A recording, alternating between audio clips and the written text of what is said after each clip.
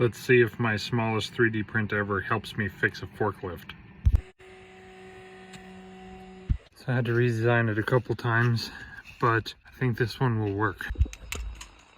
Of course, I drop it. Goes on there, and wires clamp onto it. It's all in place now.